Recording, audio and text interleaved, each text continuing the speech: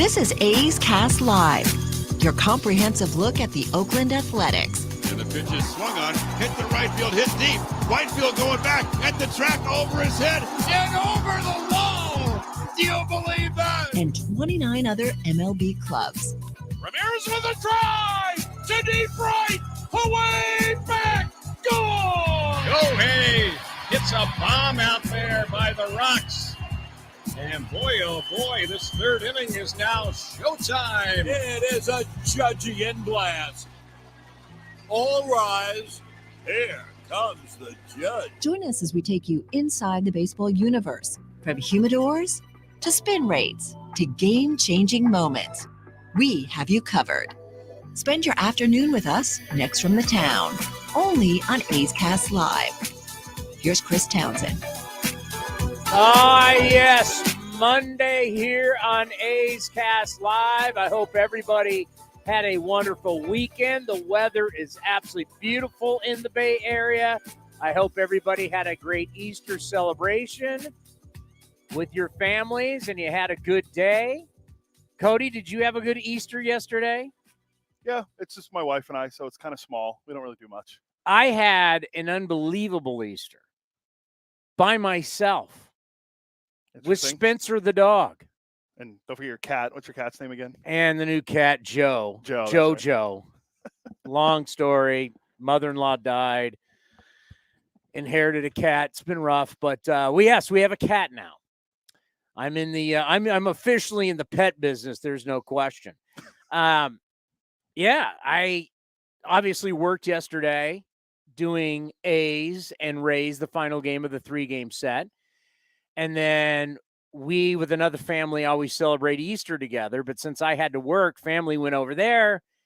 And I haven't been feeling so hot, as you've probably heard if you've listened to the broadcast over the weekend. I've had a little bit of a cold, so I decided to stay home and had Masters, Sunday, Easter by myself, which was fantastic. But feeling better, ready to rock today as the A's are starting a 4-game set in Baltimore, and boy, is this a huge, huge series for the A's. This is what we have coming up. Eno Sarris is going to be here at 1:30. Former Athletic Cole Irvin will join us at 2. Will he be on video? They told me on video, and it's going to be after BP, so they said around 5 p.m. Eastern, so 2 o'clock our time. Whatever that is, our good friend Cole Irvin, God miss him. I mean, first time he ever joined us, go-kart track. Yes. And then he was on the field with us all the time. We had no idea. We really didn't know much about Cole Irvin. I mean, he was a guy that had a couple starts, bullpen guy for the Philadelphia Phillies. A's got him for cash, and he comes over and became a legitimate starting pitcher. You know, how many times have we heard that? The A's pick up somebody that you have no idea, and they turn their careers around, or they actually establish a career. I think that every single time I was watching it. What day was the Ghost Fork ball going? You were texting me. I think it was it Saturday? Saturday. So I was watching the Mets, and every single time I see Mark Canha, I mean, it's like, it's amazing. Who was Mark Canha before the A's picked him up? By the way, the Ghost Fork ball is one of the coolest things going. Senga. And somebody texted me, hey, why is that guy dealing and Fuji's having a problem? My return text was, one guy got $75 million, the other guy got $3 million. But Senga is legit. Throwing 97 with that Ghost Fork. It's really a split finger, but the Ghost Fork, and his glove has the ghost with the pitchfork on it. He's nasty. Is this an overreaction? We'll get to those later. Is this an overreaction? Is Senga the best pitcher on the Mets right now? Yes. How's that an overreaction? I mean, he's by far the best pitcher in the Mets. From what you always told me, and he's one of the best pitchers in the game. But as you would say, he said, hey, your little WBC's cute, my friends. They told old Space Mountain down. I knew in the way you changed your voice you were going. Yeah, Jay Rule, is it? Jay Lethal. Jay Lethal. They told old Space Mountain down. If you don't follow wrestling, you have no idea what we're talking about. But Senga, no doubt. Senga's watching him pitch over the weekend. Are we going to see him? I don't know how it shakes up, but we got the Mets coming to town on Friday. Yeah, so the Mets, if they have an off day Thursday, it would be, yeah, he would pitch. I'm telling you, when you see Senga for the Mets, are they going to have the not the drum line? What's the people that come out? They showed up huge last year when we took on the Mets. It's the station line where they get off. It's a number. Oh, where they get off the subway. That's when I was being the mayor of Iceland then, so I don't remember what it was like. God, they were packed. They packed the right field. Where's the Karate Kid Ray? He's the Mets fan. It was down the right field line. They're just put up the fan. I know. I was trying to figure out Mets fan group. I was trying to figure out when Senga pitches next. Mets fan group. It's where you know how everything on the New York subway is the 7 line. The 7 line. Yeah, they're going to be out in full force. But I'm telling you, when you see this guy pitch, he's pumping 97, 98. He throws strikes. And this splitty, I don't know where my baseball is. I mean, it's just like, it's nasty. Because what happens is what the hitter sees, if you can see my fingers, I don't have a ball. But when you're throwing your 2-seamer, your 4-seamer, and the way it comes out of your hand, the baseball, well, all a split finger is you're splitting it, right? And so it's more of a tumbling action coming out of your hands. See, hitters see when you're throwing the breaking ball, hitters see it come out of your hand because it spins out of your hand. They see it differently, right? These guys have superior eyesight. So they see when they see the ball come out of your hand, they see that's the problem with the split finger is when whether you're throwing a 4-seamer or a split, they can't tell. When you've got the same arm action and you've got the same release point, and that split finger's coming, it's coming in like a fastball and then just drops down, like the real legit ones. Like you think over the years, like Mike Scott, you remember Mike Scott with the Houston Astros? You think about Dave Stewart with the fork ball, kind of pretty much the same. The fork ball, you just dig in more, but you got to have big hands to do that, and Dave Stewart has monster hands. But the guys, Roger Clemens developed one. I mean, hell, even Randy Johnson. When you develop that, all it is splitting your fingers open. The ball tumbles. I mean, for a hitter, it just drops out of sight. And this guy is legit. He is fun to watch. So that will be interesting to see. I looked at the schedule. He pitched Saturday, so 5 days. They have an off day Thursday because they're playing the Padres. We get him Friday? He'd be pitching Friday. The ghost fork ball. If they go, I think the most fun pitch in baseball will be in Oakland on Friday. If the schedule lines up correctly, he will be pitching. And he pitches on 5 days rest. I want to show you all you A's fans, and if you're a baseball fan, these are the notes we get every day. I got every game, every team. I got notes. It's not like we're these geniuses that are making up all these notes. Thank God. They have research teams that come up with all this stuff. We get it. We pass it on to you like it's ours. It's not. We want to act like we're smart. We didn't grind these. You weren't grinding stuff saying that it hasn't happened since 1901. Actually, the one I did. I did that. You yesterday. grinded one. Okay, you grinded one. I grinded one. That's it. So there's a lot of negativity going on right now. I get it. And whatever's being said right now, 833-625-2278. No one is there right now. Well, Robert Costa might be there. He's standing by. Robert's there. You could call Robert and talk to Robert about it. And already I'm getting a lot of the hardcore calls. I heard him yesterday. People are upset, and that's fine. That's how we set up the postgame show. We set up the postgame show for the fans. When I established this years ago, I wasn't going to be somebody that gets on there and I'm going to fight for the team tooth and nail and always going to be like, you're wrong. Because that's traditionally what happens in radio, because the postgame show not only is A's Cast, but it also is terrestrial radio, is you'd have a guy that gets on there and will fight every caller and back the team no matter what. You could have a axe murderer on the team who just committed crime and murder, but the postgame show host would still back him. Well, he went 1 for 4 the night before. No, I'm not going to do that. And the A's understand that. And everybody understands that there's going to be negative calls at times. Even when the team's going good, there's going to be negative calls. So I look at today's show, and I have all this information of stuff that's not going good. I can give you starter ERA. I can give you errors. I can give you run differential. I can give you back-to-back shutouts. I can give you all this stuff. The great thing about baseball is none of that matters today. Now, I will be giving all this information coming up here at 2:30 when A's Total Access, the pregame show, starts. 2:55. 2:55? Yeah. What time's the game? 3:35. So that's 40 minutes prior.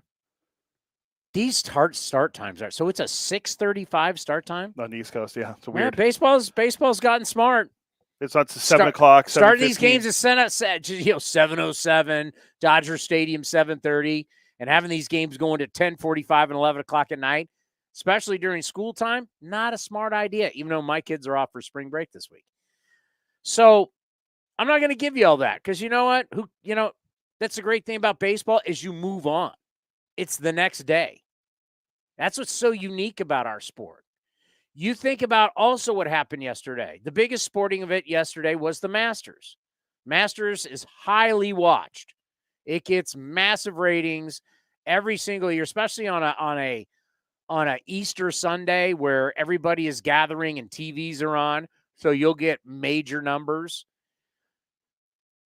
Golf takes a day off for the next couple days as everybody's now going to Hilton Head. I actually did this trip last year. Hilton Head, South Carolina is awesome. But they take the day off. They're traveling. There won't be much conversation for the next couple days.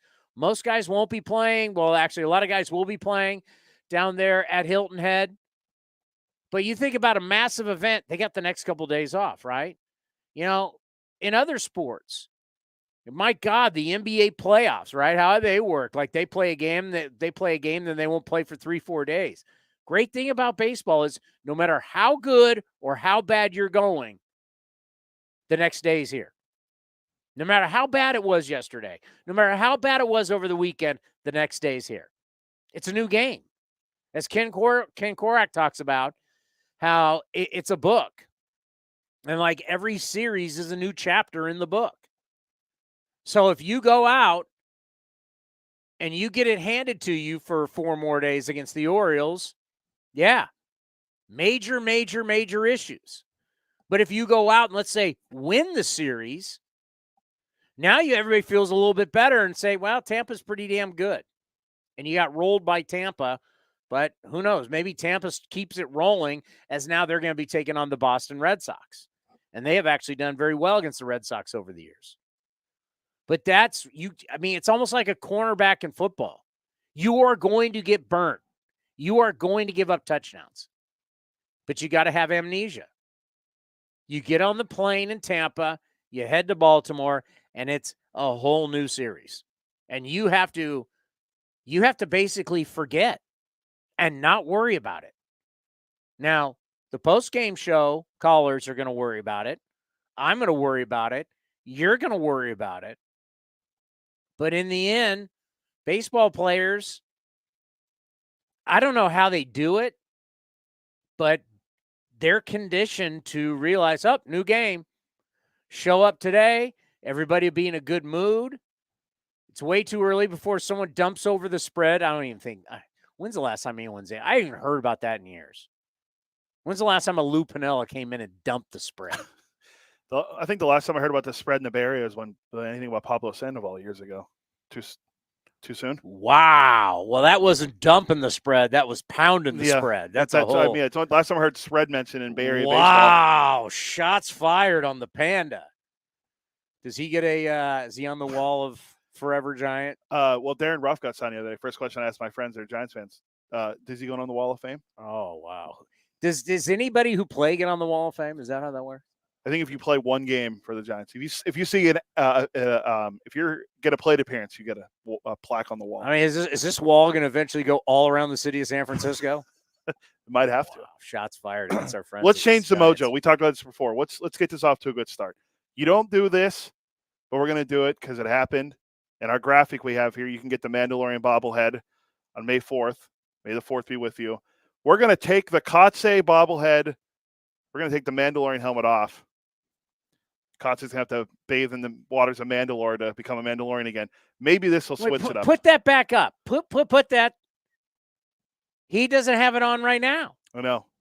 And you're saying that's illegal in the Mandalorian world? Yeah, it's correct. They just went over the whole thing 2 episodes ago in The Mandalorian, season 3. How he had to go bathe themselves in the waters of Mandalore to become a man. They get to Mandalorian Creed. This is the way. Have you ever heard, like, okay, after a hockey game, there is an area that the players take their gear off at the Shark Tank. I don't know if every single arena is like this. I have only covered the San Jose Sharks.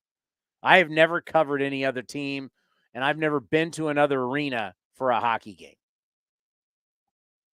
But I know there's like an area where Sharks players, when the game's over, they take their gear off. And it smells awful. It's like way worse than the NFL. Having been in many NFL locker rooms.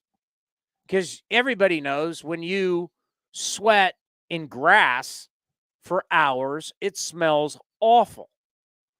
But the sweat inside the gear of hockey players, it molds. It's got that moldy, awful smell because the gloves and like the gear for the goalie and the shoes, so when they come in and take it off and you go in the media, it's like, oh my God, it smells rank. Even San Jose Ice, the ice center in the South Bay, there's a sports bar in there called Stanley's. I know people because in the past we have tailgated at Stanley's before we went over to San Jose State games because it's kitty corner to Spartan Stadium. I know people who won't go to San Jose Ice and go to Stanley's because of how bad it smells. I can attest. I was just there this weekend. I went to the Barracuda home finale. So it smells. You know what I'm talking about. Yeah. There's a hockey smell that. So knowing that how bad the gear. Where am I going this? How bad can the Mandalorian's helmet smell if he never takes it off? I didn't think you were going there. Like how bad could that be? Yeah. Well, it's Star Wars. They don't like I said. They don't eat. They don't bathe. They barely drink. So he sleeps in it? That's what they want you to believe, yes. All right. I have issues with this man. So we are taking the Mandalorian hat off. Helmet. Whatever. Off Kotze. And Mark Kotze will join us on Friday. We're giving him today off. We screwed up on Friday.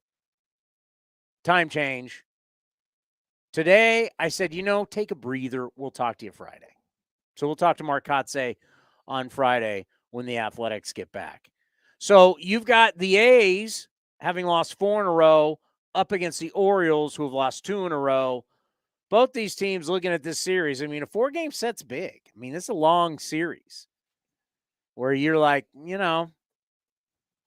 split okay, but whoever wins this series feeling good about themselves, whoever loses this series, you got fire alarm bells going off. I mean, that's reality. Early on in the season, it is just, are you going to panic? Yep, that is where we are. Especially, if you're an Orioles fan and you heard your general manager say in the offseason and late last year that they were going to spend this offseason. What is his last name? Elias. Ah. No relation. You sure? Yeah, I'm sure. He seems cheap. He seems like he's not going to spend money. I think I still have his comments somewhere in here. Let's see if we can find them. About what he was going to. About how they were going to spend, yeah. Yeah. I know I have it somewhere. It was on Sirius XM. Yeah, here we go. Let me just get it ready to queue up the play here. This is Mike Elias, the general manager of the Baltimore Orioles, talking about the Orioles spending. Well, remember, Orioles got hot. Orioles shocked everybody. Like all of a sudden, they're in the hunt.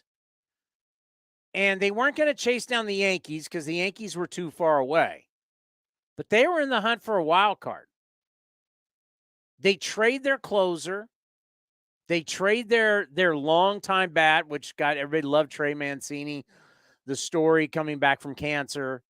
They trade him, and they basically gave up, and it affected the team. But in the offseason, it was like, okay, Charm City, you've started to come back. People are fired up in Baltimore. You know, you've been rebuilding now for years. At some point, you got to say, hey, we're not rebuilding. We're looking to win. You got pieces. I mean, Adley Rutschman, this guy, so far this season, he's hitting .389, a 1,032 OPS, 2 dingers. By the way, this is all against left-handed pitching. Yeah. I didn't realize he stinks against right-handed pitchers, which is the good news. We're throwing 3 straight lefties.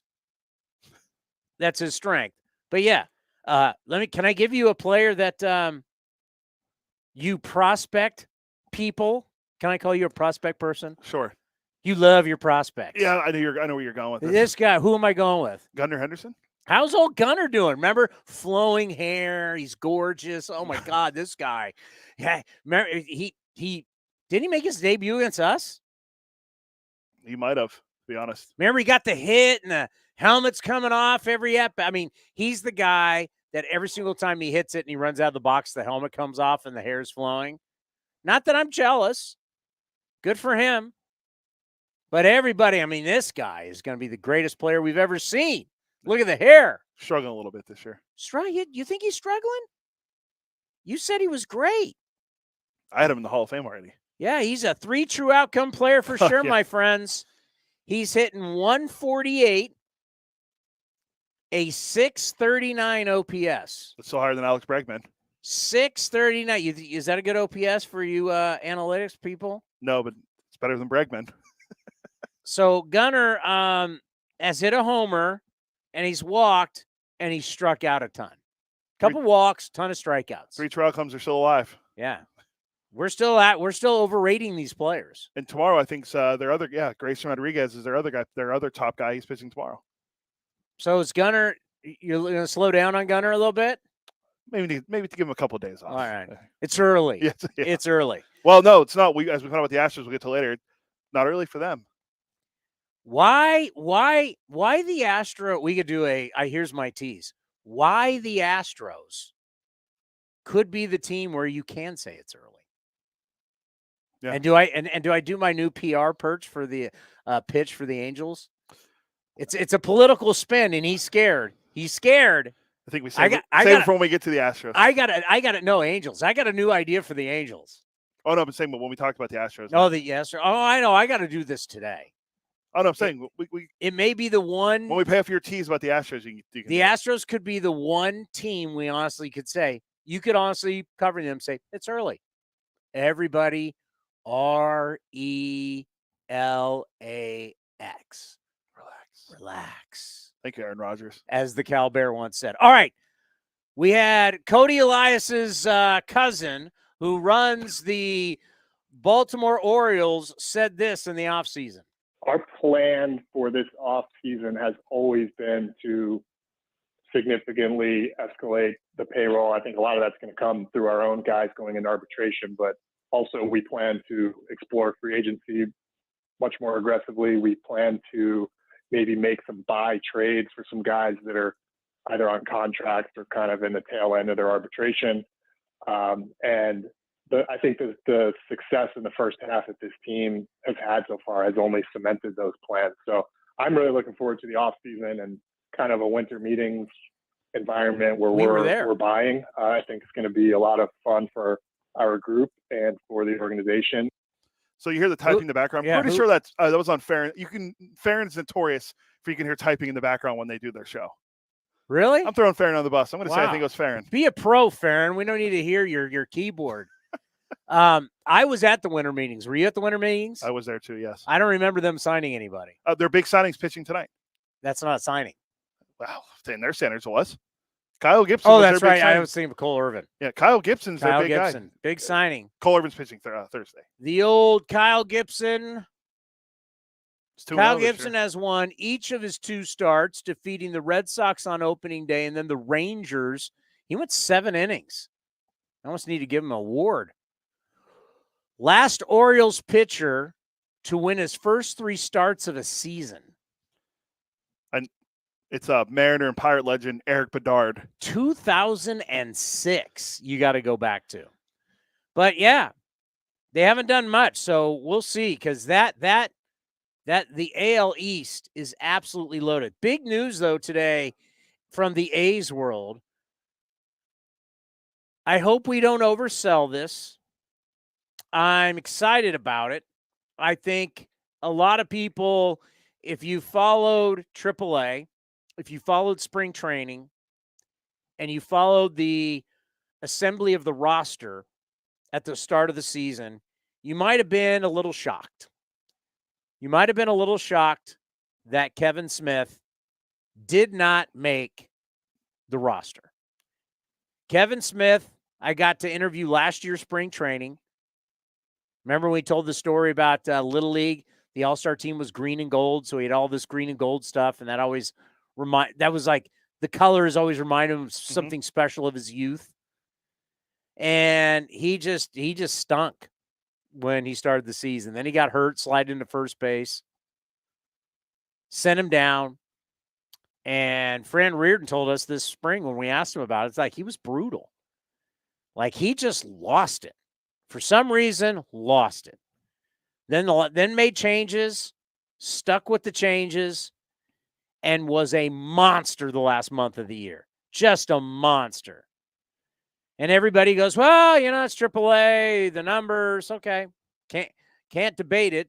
Sky Bolt looked like Mickey Mantle down there. Where is Sky Bolt? He's a Brewer. He's a Brewer? He was when the season started. I don't know if he's still there now, but.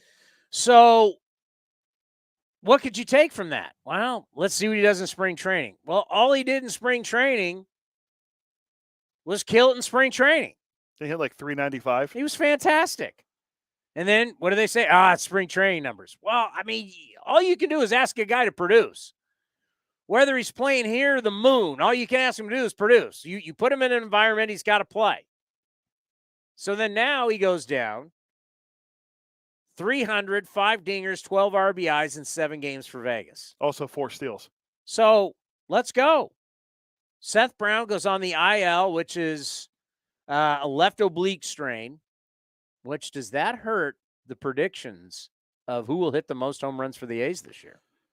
Because an oblique, obliques are the only thing you can do for obliques. There's certain things that you can rehab, but really the number one thing along with the rehab is rest, right?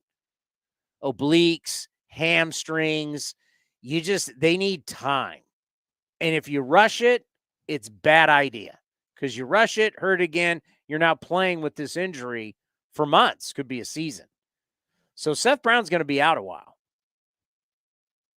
Yeah, that's going to throw off majority of people. Well, my prediction still hasn't hit a home run yet, so I'm out of the race as it is. But neither is mine. Seth Brown does have one, right? Is he 1 or 2? It's 1. 1, yeah. Ramon's leading the team, right, with 2? Ramon has, I think he's got 2. And by the way, career against Gibson going in tonight, if you go player of the game. Ramon, 6 of his hits are extra base hits this year. 2 home runs, 4 doubles. Career against Gibson, 533. So he sees him well. That would have when Gibson was a twin and Ranger, I would assume, probably more so a Ranger. So Kevin Smith, by the way, and I want you tonight to really pay attention to the lineup. I think it's going to speak volumes when you see where Kevin Smith is playing. When you want to go a little inside baseball, sometimes it's better for you to figure it out. Sometimes you need to figure out what's going on. Just when you watch the game tonight, just pay attention to where Kevin Smith is playing. Lineups are out, right? Yeah. And I just put it up right here. I have it. You know what? I have it scrolling right here on the ticker now too. Again, Kevin Smith. You got it on the ticker? Yeah. You'll see on the ticker right there. Kevin Smith's playing shortstop. Kind of should tell you something that an outfielder went on the IL because he hasn't played infield yet this year. Brownie. Oh, I don't think he didn't play first base in spring training. Didn't play first base. Did he ever? He just never played it. Remember I thought they said they're going to work him in a game, but I can't remember if he got. That's kind of when we got into split squads, and I don't recall him playing first base. Yeah, I don't either. Where's Johnny D when you need him? I've never needed Johnny D. Johnny D, where are you? when we need. Johnny D, text us. I can text Johnny during when He Eno should comes be on. listening. Johnny D, Texas. Did he ever play first base? But the fact that you sent an outfielder to the IL and replaced him with a infielder who you projected at third, but you had Elvis last year. You now have had Diaz, which defensively, Diaz is okay. And I know the soft throw to second base in the fourth inning, people are going to remember. Allen just hasn't hit. Kind of interesting that you bring a guy up and the first place he plays is Shortstop. when I point to you. You want me to speak? Did Shortstop. you ever see the movie Moneyball? Yeah, it's a pretty good movie. Peter Shortstop. Brand. Me? You want me to talk? When I point at you, yeah. Yeah, shortstop. Shortstop. Is that interesting? I think so, yeah. Because you have a guy in Diaz who you want to play there, and you have Nick Allen, but he said he hasn't hit. So here he is, first game. So wait, let me get this right. An outfielder goes down. You bring an infielder up and an infielder to play shortstop when you already have two guys who have played shortstop for you this year. Yeah, I mean, I guess because if you want to look at it one way, Diaz can play left field, but he's not tonight. He's DHing. So, I mean, did you really get Diaz? I mean, yes, versatility is the name of the game, but did you really get Diaz to play outfield? no. Got him to play in the infield. So I'm just Maybe saying, DH. Well, he was the DH for the Astros. A's fans, wink, wink. Look at the lineup tonight. Speaks volumes. By the way, we haven't even mentioned Link Soul yet. I have one of the new pullovers. I wore that one for one of the games last week, and then I'm wearing the one you. I love this one. This one says beach. This one says vacation to me. It says golf too. It says dinner too. But I think this would be perfect for the beach. Go to linksoul.com, the new clother of A's Cast. You're gonna love everything. Whether you want to go shorts, pants, t-shirts, polos, pullovers, hoodies, they got it. High class, great style. Did you just text me? Yeah, I did. So I'm sending what Eno wanted to talk about when he joins. Actually, I'm going to see if he's still okay. I mean, it's funny. There's only two people that text me during the show. You sitting next to me and my wife. Wife never knows when the show is, and you're sitting next to me. What does he want to get into? Oh, he wants to get into the sweeper. Okay, you're saying this whole new thing, sweeper. It actually is ridiculous, okay? It's a new name for a slurve, okay? There's vertical and there's horizontal, correct? correct. A curveball spins out of your hand and is more a vertical pitch. A slider is a fastball, essentially with minimal break. Not a lot of break, minimal break. That break would be more horizontal. Make sense? Yes. Now you have a pitch that guys will have that if they're not a over-the-top 12-6 curveball guy. For you A's fans, you remember Barry Zito's big curveball? But if you don't have the big curveball and you don't have the tight slider, but you have a more of a sweeping pitch, we always called it a slurve. Why would it be called a slurve? It's the way curves like this. The name slurve. It's a slider and curveball mixture. It's a slurve. Yeah.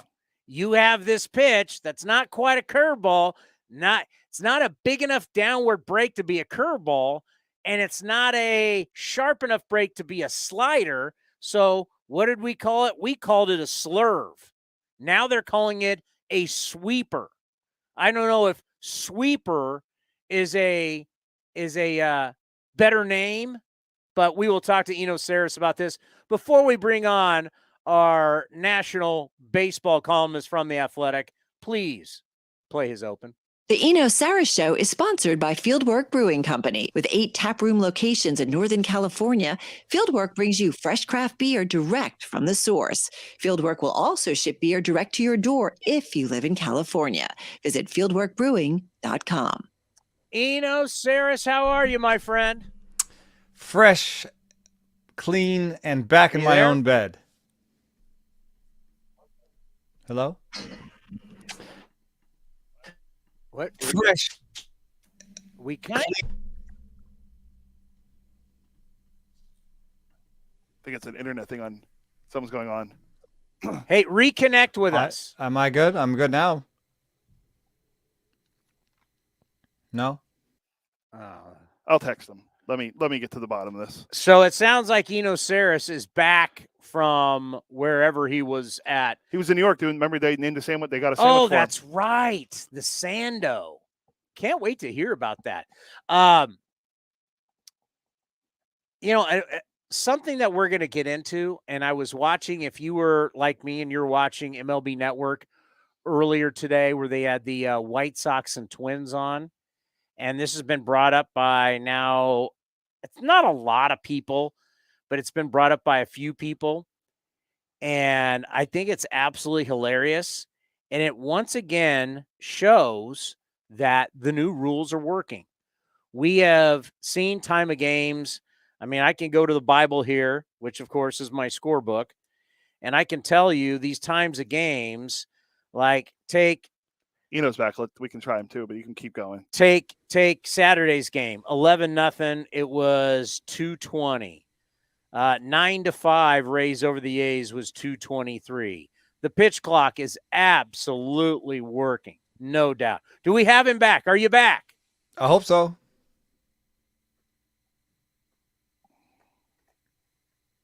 How are we doing here, Cody? I texted him. I think it's an internet thing because it's all spotty when he comes through. So I don't know. I don't know if it's Wi-Fi problem or Ethernet, but I'll text with him. All right. So we know time of game works, right? We're seeing the new rules shifting. Offense is up. How about that? Offense is up and games are shorter. And I know a former A, and I'm not going to mention his name, put this ridiculous tweet out today. And it's the belief because he said he took his family to a game, and I don't want less baseball. For some people, I don't know if it just doesn't resonate, if they don't understand. You're not getting less baseball. The game is still 9 innings. It's still 27 outs. We haven't taken innings away. Nothing has been taken away. You are getting the same amount of baseball, just with a lot less dead time, right? You know how like your hard drive, you defragment your hard drive and it pushes everything together? It's like we basically defragmented our hard drive in baseball. Everything is just condensed. It's faster. It's not as long. Time is a problem. Do we have him? Let's try it again. Oh, wait, he left again. Time's a problem. And in every sport, by the way, if you watch the Masters yesterday, Patrick Cantlay was playing so slow, he was put on the clock. Yes, even in golf, they put you on. Did you know that? They put you on a clock. I didn't know that. They tell you, speed it up. You are playing way too slow. You're backing up all the groups behind you. They will put you on a clock in golf. It happens. Please tell me this works now. Is it okay? Yeah, you're good. How are you? Okay, sorry about that. First and foremost, before we talk baseball, how was naming the sandwich after you in New York? Oh my gosh, it was so much fun. We had like 150 people come out, and we really we had a long Q&A session with writers like Ken Rosenthal and stuff, and Evan Drellick, and all these people came out, and the beer, we kicked the keg of my beer, and we ate all the sandwiches, and I also did a lot of research on a story that I pitched to my editor, which was 3 days, 5 sandwiches, 10 beer bars, 2 baseball games, New York City. And so that story will be coming to the pages of The Athletic shortly. Well, when you're in New York City, there is never a shortage of anything. Yeah. Whatever you want, whatever it is in life you want, you will find in New York City, and you will find a lot of it. Can I tell you something that was amazing though that I read while I was on the subway in New York City?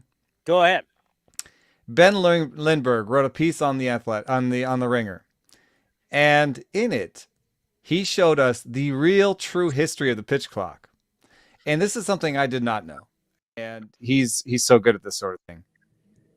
The pitch clock, the rule for the pitch clock was already in the rule book. There was, before the pitch clock ever existed, there was already a rule about 20 seconds. This is enforcement. It's not a new rule. And in fact, in the history of baseball, there have been 3 times where baseball has tried to use the pitch clock in the past. And we're talking about like 1930s and 1940s. They tried to do the pitch clock. So I think it's just interesting because there was a lot of people saying like, this isn't baseball. This is a new rule. This is Manfred ball, all this stuff. And I'm like, when I saw that, I was like, oh my God, this is the rule that's already in the books. It's just enforcement. That's all we're talking about. Well, just think how ridiculous it is that years ago they made the change in the 70s to the DH and how people were up in arms. And National League people, this will never happen in the National League. This is not real baseball. The real baseball is how the National League plays. And I would point out all the time going, okay, think about my age and how many years it was that I played baseball. I played baseball my entire life all the way through college. The DH was always there. The DH was there. And it's been here my entire career as a broadcaster. The DH is in high school. The DH is at all levels of college, from all the way from Division I all the way down to community college. It's at every minor league level, and it's at the American League. It's in the American League. So when National League people would say to me that real baseball is with the I'm like, wait a minute. Where's real baseball then? every level from high school all the way to the American League, the only people who don't use the DH are the National League. And you guys think you're the right way. It's just baseball people. It's amazing how there can be some super really smart people. But it just goes to show that when it comes to your love for sports and how you view sports, doesn't always mean you're the smartest when it comes to that. And when I think of like people are like worried about that we may lose these special moments, I'm like, hey, no offense, but football has the most special moments that we have. The Super Bowl moments are bigger than everything. Everything is timed. We just did this whole thing about the Last Dance. We always revert back to Michael Jordan. Every single great play Michael Jordan made in the NBA, or even his great shot to win the national championship at North Carolina, was under a clock. Like, save it. I think that what we're just in the middle of, and I have immense respect for this because it's just difficult when you're in the middle of it. We're in the middle of a recalibration. We're just trying to get used to a new thing. And so whatever the process is, if they want to yell first and then come slinking back to baseball later, that's fine. If they want to say they'll never watch again, what I say is, can you just at least go to one game with the pitch clock? Can you go and before you say goodbye to a sport you've loved, like go to a game with the pitch clock and see how much you really care by the time you leave. Because I think that they're not going anywhere, because we have seen, like in our business, the people who bitch the most are the most loyal people. The people who can remember what was Howard Stern's movie? What was that? What was the movie? Private Parts? Not but they had those numbers when Howard was number one, especially Private Parts. I mean, that's how it started. No, movie that is about. I just typed in Howard Stern movie, and the first thing comes up is Private Parts. But what it showed was the people, and it's the same thing whether it's Howard Stern or it's Limbaugh. What we have known in terrestrial radio is the people who hate you more listen longer are even more loyal as listeners.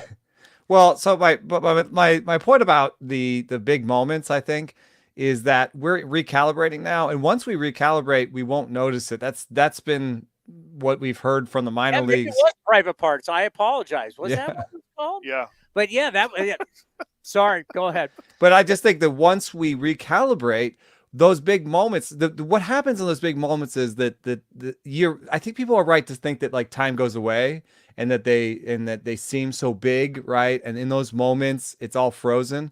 Like I can see Jordan pushing Byron Russell.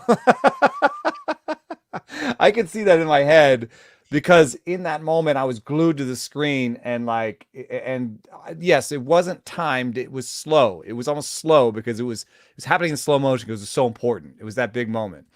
And so people might look back at the Bryce Harper at bat last year against Robert Suarez and say, oh, that was such a big moment and there's pitch clock violation. Once we recalibrate ourselves to the pitch clock, we're gonna see these playoffs the same way. I don't think we'll see, by the time the playoffs roll around, we won't feel rushed. We won't think it's rushed. We'll be like, oh, this is a big moment here. And we'll still feel the same way. And it'll slow down in our heads. And it'll be like the shot over Byron Russell. Like it'll still have that same gravitas and it'll still kind of slow down for you because it's the playoffs and everything matters more. But, I could see that like in the middle of a recalibration, people are like, oh, this is too fast. I myself have had to change some of my habits of how I watch baseball. I have to watch it more intently now. I have to sort of set aside time to watch it. I can't just do 8 million things while I'm watching it because it's changing my daily because a lot of people don't realize how much I work throughout the day. So by the time I get done with this show, then I got to do pregame. Once I get done with pregame, I used to have at least an hour buffer because I do 2 different hits during the game. People may not realize that. So I used to have time to, once the show is over, I've thrown it to Ken and Vince. I could go down to the meal room and eat. I had the first 3 innings always took well over an hour. Now, boom, boom, boom. There's my 3rd inning hit. And then past, I now had at least 45 minutes from the 3rd to the 5th inning. My hits are coming like this, man. And before you know it, game's over. Here's the post-game show. It's like, wow. Imagine if you were a pitcher. So I'm looking into this right now, and it's just a preview of the piece, but because there's a lot more going on. But one thing that I can tell you is pitchers are not throwing slower. They're not throwing slower overall. They're throwing faster again for the millionth year in a row. They're not throwing fast. They're not throwing slower with runners on base where, the clock is different. They're not throwing faster runners on base, or runners not on base. They're not throwing slower in the 5th or 6th inning. In fact, they're throwing faster again in the 5th or 6th inning. So they're not, and their third time through the order penalty is not worse now. So the pitch clock has not had an effect yet on results in terms of like velocity, command. I have not seen it there. I think the long-term questions are different ones, not so much about velocity, but about other things. I almost spit up my coffee this morning. I don't know if you were watching White Sox against the Twins on MLB Network. Rocco Baldelli. Kenta Maeda's on the mound. Did Kenta Maeda turn 35? Is it today? He's about to turn 35. I had in the note somewhere.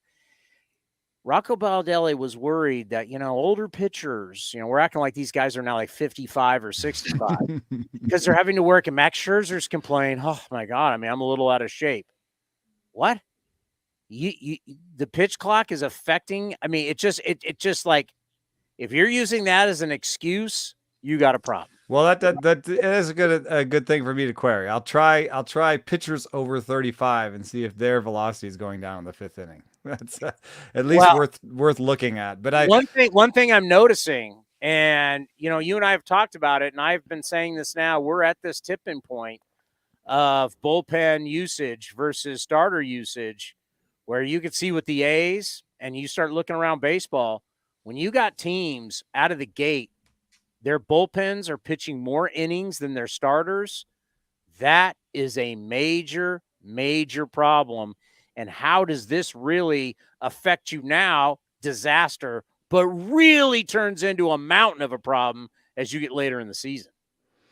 Yeah, we have as much as a 15 to 16 inning difference between teams like Oakland and Detroit. Who have barely gotten to 40 innings out of their starters in 9 games. You don't have to be too good at math to figure out that's not even 5 innings a game. And then at the top end, the Royals and Padres and Dodgers have gotten 54 innings plus out of their guys. A little bit of a game differential, but I think that the average is getting closer to 5.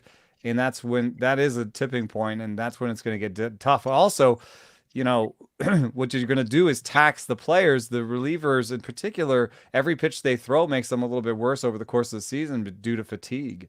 And so what you're doing is you're making it harder on your team in the postseason, maybe potentially when it comes to fielding a healthy bullpen, So there's definitely a lot of things going on there. I think that generally they might be correct in that I think the rule changes across the board favor younger players.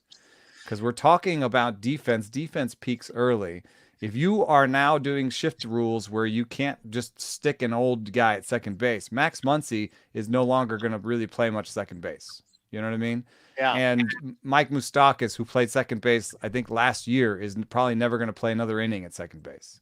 And the reason is that second base now needs to be more of a defender. He needs to get to more places.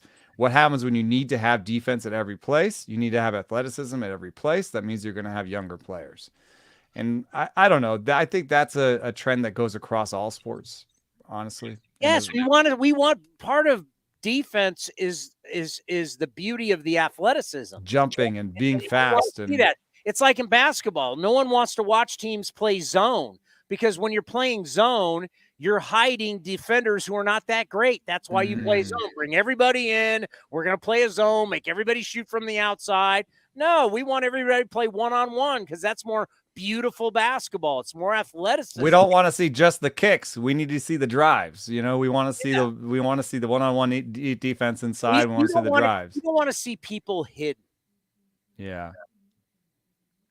I mean, I think that I think so far I would say the rules are a success. Yeah, I would. The batting average on grounders is up.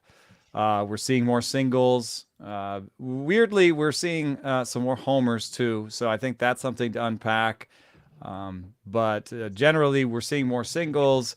We're seeing a little bit more offense. We're definitely seeing less time between pitches, and I think that's something that's good for baseball. Haven't we seen launch angle down just a tick too in some places? Yeah, I wonder. Let me see if I can do that quickly. I know I had some report on that. I think Mike Petriello put something out on that. League stats. I can do this pretty quickly, but yeah, I think that batters are beginning to change their approach a little bit because I know that last year batters were starting to see that. Oh yeah, launch angle is down. Yeah. That's interesting. I think part of that would be to go after those hits. Part of that is also that the opposite field fly ball is not producing homers like it used to. So you've got guys like Tommy Pham and JD Martinez talking about maybe I need to pull all of my barrels because the opposite field barrels aren't going out of the park. And then part of that is if the defenders are in different places and there's singles there waiting for you, why not hit some of those singles? Well, and what they say is maybe we're starting to see also a little bit of a two-strike approach. That would take more research than I can do here really quickly, but you can say that is that a dirty thing? A two-strike approach. Yeah, it's just a harder one because you have to compare everybody against themselves. But yeah, we've seen that's a whole half of a degree of launch angle. That's the biggest year-over-year change so far in the StatCast era. So. I gotta ask you about the new pitch. It's really not a new pitch. I mean, I'm a dinosaur when it comes to pitching. Back in my day, as we like us Clint Eastwood old guys get off my lawn, we called a pitch in between. It's vertical and horizontal, a big curveball versus a sharp breaking slider. The in between we called a slurve, half curveball. Mm-hmm. It's a big sweeping pitch that didn't have the downward break of a curveball, but didn't have the tight spin, as they say, the dot that hitters see that in the slider. So we called it a slurve. Is that now what the new pitch, the sweeper, which we're seeing on the scoreboard? Yeah, the sweeper is an interesting pitch. I think that the way that I think it is like the slurve in that it is generally sort of 80 to 86 and has that kind of two-plane movement. Yeah. But the difference between I think what we saw as slurves before and what we're calling sweepers now is this is basically a riding slider. And so what happens with this pitch is it has seam shifted wake effects, but instead of on the sinker and the changeup, seam shifted wake is just a thing where the seams interact with the air and push the ball in a certain direction. And with sinkers and changeups, it pushes them down. With the sweeper, it pushes it up. So you basically throw a slider that looks like it's going to break down, and it doesn't. But it's not physically able to break up because of gravity. It's just not breaking down as much. It's a riding slider. It just doesn't break as much down as people expect. I always want to be careful that with people because, it's a riding fastball. People think the fastball gravity does not work that way. Whatever goes up has to go down. Right. I mean, you can with a beach ball. You can demonstrate it. You can demonstrate with a beach ball, right? If you throw the beach ball from right behind it, it goes up, right? Or the old wiffle ball that only had the hole on the one side. You can make that go up. You can make that one go up. Yeah. But that's the same basic effect. But yes, with a baseball, because of the way it's shaped and what it is, yes, it has to go down. But on a riding slider, it does go down. It just doesn't go down as much as hitters expect. So if you watch a guy and the announcer's saying he throws a good sweeper, what you will see, and you can look for this when you watch, you'll see batters swing under the slider, which is not normal. Normally when you see a slider, you see a guy swing over the top of it because it's diving below it, right? So how are they doing this with grip? It's grip. It's grip. It's a little bit of mechanics. You throw it like a sideways curveball. So it is a slurve in that way. You throw it like a sideways curveball, you release it. You release it out front and you kind of do it like a sideways curveball, but you have to get the grip right so that the seams catch the air in a certain way, and instead of going down, it kind of stays up. So it's a very sideways single plane.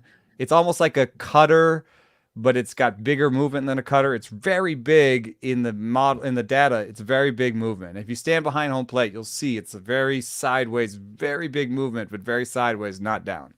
Have we ever seen a pitch in baseball where that's not a fastball, that to get guys out, the hitters would swing under it?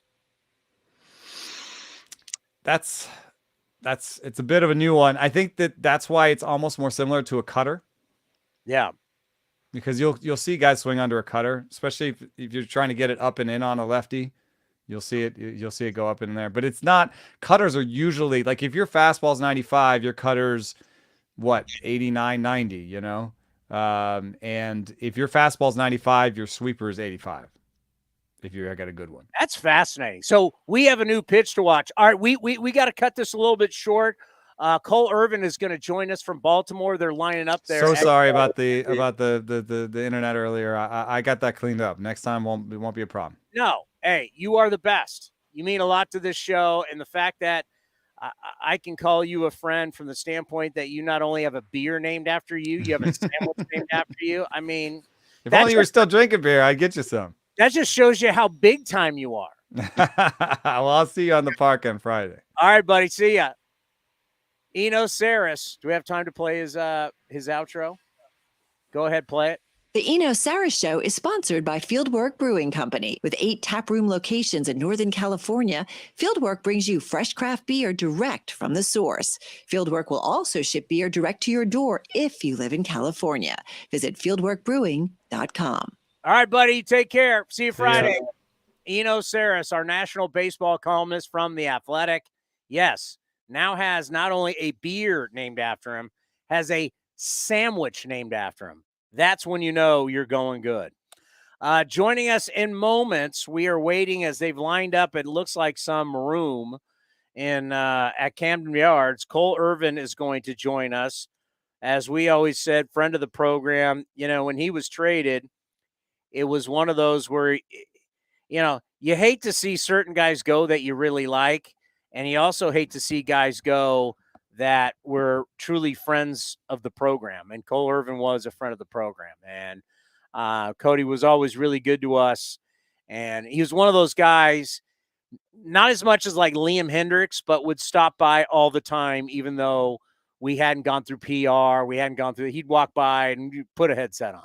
Yeah, I talked to him a lot on the field. Mainly this before the pitch timer was a thing. Him and I would talk about his tempo because he's one of the fastest workers in baseball. And he promised us he can get us a game in under 2 hours, so we're holding him to it. He pitches Thursday. Can he get us under 2 hours? Oh, I think there's no question. If it's not against, I just want to see him do it overall. I know it doesn't be against the A's. Just do it this year. Sandy Alcantara did it in an hour and 57 minutes. Not comparing Cole to Sandy Alcantara, but Sandy's pitching tonight as well. But I think he could totally do it. The sweeper, now that makes sense, because I was trying to, it's just basically a slurve. Are they just renaming it? No, it's harder. So since you're throwing it harder, I got to see what the grip is. But since you're throwing it harder, you're having less of the vertical break.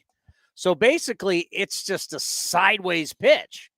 Now, always remember, when we are talking about pitching and the way the pitch is coming out of the hand, everything will come down. Nothing defies gravity. No matter what they would say with certain guys' fastballs, oh, that fastball felt like it was riding, it was coming up. It's not. It's physics. None of that is true. Nolan Ryan's fastball, when it came out of his hand and as it got to home plate, was riding up. It's a riding. Dwight Gooden had a riding fast. No, it's not how gravity works. Whatever comes out of a pitcher's hand will come down. It will slow down and come down as it's heading to the plate. Gravity has not changed. Last time I checked. It hasn't. And the Orioles PR just told me Cole has a quick meeting and he's going to jump on with us. So no problem. So we have plenty of time till Cole jump. They'll send me a text too. So we just don't. But I find that, think about that. In an era where the pitch timer has nothing to do with the way you call pitches. That's because of the Astros and all the other teams. And yes, there were other teams cheating. So stealing signs has been a part of the game for a long time. But once you started stealing signs a la camera, Apple Watches, once you started using electronics, that changed the game, right? So now you start thinking about how many pitches a guy can have. Fastball. Well, a fastball can be a four-seamer, it can be a two-seamer. Where am I throwing it? Do I have a curveball? Do I have a slider? Do I have a changeup? Do I have a split? Now I got a sweeper. How many buttons are you going to have? And you got to get it in with the time. But adding a new pitch, a sweeper, because I know Fuji throws it. Maybe Fuji needs to throw some more sweepers. So we look up his look up his baseball savant page to see what his pitch usage is. Because I've seen, because you see now what I love about our scoreboard, and you see it in other scoreboards, and they do it like NBC Sports California, our boss Delaire has up there. It'll tell you the pitch after a guy throws it. Do they even have the sweeper? Yes, they do. He's thrown it 9 times, and he's given up. Actually, he's had one at bat, and he's thrown it 9 times, and he gave up one. The guys are 1 for 1. His best pitch is a split finger. Opponents are only hitting 125. Split's nasty. 125. How fast is Fuji's sweeper? 84 miles an hour. Yeah, so it's not like this devastating, because cutters, sliders can be anywhere between 88 and 92. So it's 84, but they figured out that the break is just going sideways. And I'm trying to figure out, everybody always swings over the baseball. You don't swing under the baseball. To think that we now have a pitch where guys swing under it because everything normally is going down, you swing on top of it. And when you hit a ground ball, you're hitting the top of the baseball so it goes into the ground. Now to think that you're swinging under the baseball, it's kind of crazy to think. Yeah. Well, the way the game keeps evolving and all these pitches, there's other pitches. You mentioned Senga's ghost fork ball. Ghost fork. I wonder what the net stats are on that as we wait for Cole Irvin. I can never spell his first name. Please spell his first name. I'm not even gonna try that. There it is. I got it. See what his Kodia. Kodai. Yeah. Kota Singa. Yeah, let's see what his let's see if they even list ghost forkball on here. They say he throws a 4-seam, a fork, a sweeper, and a cutter. His ghost forkball opponents are hitting a whopping .71. Wow, it's impressive. So new pitches in baseball. I like that. I like that because we've seen the sweeper on the scoreboard. Ohtani's got a sweeper now. I wonder how they how do they know? That should be, we got to figure out. I don't know who we go to. Do we go to Justin Marshall? Justin's got to run to control room, so he'd be the person that could point Yeah, us in the right how direction. do you know? How do you know the difference? How big of a difference? I mean, just look at Baseball Savant. I'm sure the real difference between an actual slider and a sweeper isn't that dramatic.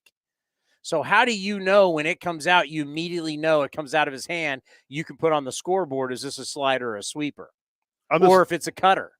I'm just looking at the. Or are you just guessing? I'm looking at the revolutions per minute. Is that what it is? 2,697 on Kodai Senga's sweeper. For Fuji, 2,078. So there's a vast difference in the spin on their ball when they throw their sweeper. So their two sweepers are dramatically different. Correct. Senga's spins a lot more than Fuji's does. So how do they know on the scoreboard which pitches is if a lot of these pitches are very similar? Do we know if it's them or is it the people that sit next to us in our booth that are controlling the pitch timer that put that up there? Well, they do that for the app. Hey, those guys sitting next to us who are working for MLB, they're drinking beers half the time, so I can't trust what they're doing. I look over, they look like they're having a party every night. They're having a good time. Then all you hear is the guy with the clicking with the pitch timer. Oh, my God, the pitch timer. Deet, deet. You know what? I understand why they do that. Okay, the pitch timer guy, he's got a clicker. So every single time the ball comes back to the pitcher, he clicks the button and it makes a beep. And we couldn't figure it out because it was right next to us. We're like, what's this beeping? Is that my phone? Is that one of our computers? And it was the guy next to us because the only thing separating us is plexiglass, right? But I understand that the noise, you got to do it so someone's on it, right? So every time he clicks it, it makes a noise. If you just clicked it and there was no noise, I mean, they're trying to make it as bulletproof and, or I should say, idiot-proof as they possibly can. Yeah, and I think for the MLB app, I think they control that in there, like what the pitch type is on the app. But I think it's Justin's team in the control room that's the control. So we have to be picking it up from StatCast essentially. But how does StatCast know? Yeah, I could text Justin when Cole's on, ask him how we figured this out, how they get that, because this is inside. This is inside. Oh, this baseball. is inside technology baseball. Yeah. Like, how are you able to even decipher the difference immediately and then to be able to get it on the scoreboard? I think fans would want to know that. That's interesting. Oh yeah, once we get Cole, I can text Cole's not, I don't believe, throwing a sweeper. Should we? I mean, we could see what pitches Cole throws. But yeah, I find that fascinating. I remember I used to always look at his pitches last year. And I like how we're getting into this in baseball. And I like how we're showing everybody this in baseball because we made analytics, which basically a lot of those old analytics are just math equations. Now all this stuff is the StatCast, radar, it's data, and people can really enjoy it. You can really enjoy going to the ballpark and understanding. And you can go to a Baseball Savant, which can really explain it. And you can see what's happening on the scoreboard. I think baseball's doing a good job with that. We like that. And they're doing it in every sport. I mean, my God, basketball for years now, they've had a camera that sits above the court and it tracks all the movement of the players. I remember when I was working with Rick Bucher and we had to be at all those Warrior games every single day because he was the sideline guy. And they were giving us data and they were tracking everything that a player does. They know how far he runs. They know how hard he's running, which is, can mean sometimes we know you're dogging it a little bit, but they know. I mean, they would know anyway just watching it, but now you have the data to go, bro, you're not playing hard. So they have everything. They monitor everything, and now we're doing the same. We know how much guys are running. If you're going from the dugout out to the outfield, how much you're running in the outfield. We know everything that a player is doing, and I think everybody is starting to really enjoy that because we know that's the kind of data that we live in with all of our jobs. I mean, there's not many companies that are not somehow directed or they don't use data whatsoever. Anybody running small businesses now. I mean, small businesses, we're all looking at ways to be more functional, to help us make more money, to cut cost. And we pay people, or you'll pay an app, or you'll pay some type of technology to help make your business run better for you to make more money. I mean, technology has made our lives better. In some ways, it's made it worse, but in a lot of ways, it's made it better. And now utilizing technology in baseball, which has been going on for a long time, but showing the people so they can enjoy it helps with the product. Before, just everybody's like hiding technology was something that was not great for baseball. Now, the fact that we're really kind of showing everybody and we're showing everybody the data makes it better. Do we have my man Cole? Can we see him? How are you, my friend? It's been a while. Good to see you guys again. I got to tell you, when we all shed a major tear when you got traded, we're all like, oh, no, not Cole Irvin. So we want you to know, everybody back with the A's, we miss you. Well, thank you. Appreciate that. I miss everyone over there. It's you guys have always been good to me, so I always appreciate the positivity and stuff that you guys send my way, especially after getting traded here and all the we will miss you and stuff from the fans. That's something that I wasn't used to. So it definitely made me a little emotional when I was receiving those messages. And man, it was such a great 2 years that I had over there. And it felt so much longer than just 2 years because we had such great, great connection. And, definitely miss talking to you guys every day. You know, what's so interesting about coming over from Philly to Oakland is, and no matter what happens in your career, and we hope you pitch a real long time, I think we'll always be able to say you found yourself as a professional in Oakland. Yeah, I did. And there was a lot of things that I learned wearing the green and gold. And there was something prideful about it too. That to me created this confidence to truly understand that I do have what it takes to be a big leaguer. And so for me, that was the biggest thing that really kind of helped me turn a corner. It was just the guys in the clubhouse in 21 really helped me understand just the day to day and understand, like, be yourself first. And that's something that I will continue to kind of share with teammates that I have in the future. But yeah, no, there was a lot of things that I learned, and just maintaining my body, taking the ball every fifth day, all those things, that you don't really think about, but getting that opportunity to do it in the A's uniform is something that I will continue to cherish. And there's one thing when people say, yeah, he can start. As you said, take the ball every 5 days. Can he give me 30 starts? Can he give me 200 innings? There's not a lot of guys that can do that. You learned how to do that. How big was it for you to actually forget what all of us think, for you to believe inside you can be that guy? It's funny because I find myself in these last 2 starts only going 4+ innings. I'm frustrated with myself. So it's funny because it's like, I know I can get deeper into ball games and I have that ability to. So it's like, it's funny that I have this confidence now that, like, okay, I know that I can be here. I know that I am a big leaguer. Now I'm like frustrated that I'm not performing to the capability that I can do. So it's been just over the past 2 years, just kind of a crazy mindset switch. And that's the biggest thing that I think I take away most, is that the mindset was a full-on confidence builder. The focus from start to start was a really big one that I learned last year. Taking the ball and having the confidence to take the ball, but the focus in game, pre-game. I know my first innings didn't necessarily show it last season, but my focus was really there. And pitch to pitch, understanding the pitch to pitch focus that I needed to limit innings limit hitters to, open up big innings and stuff like that. That was huge. So there's a lot of good things that I know I will reflect my time on. But yeah, no, I think the 200 innings is still a goal of mine. And we're still there. Trying to take the ball every 5th day is another one that we're trying to do. So, the goals are still there.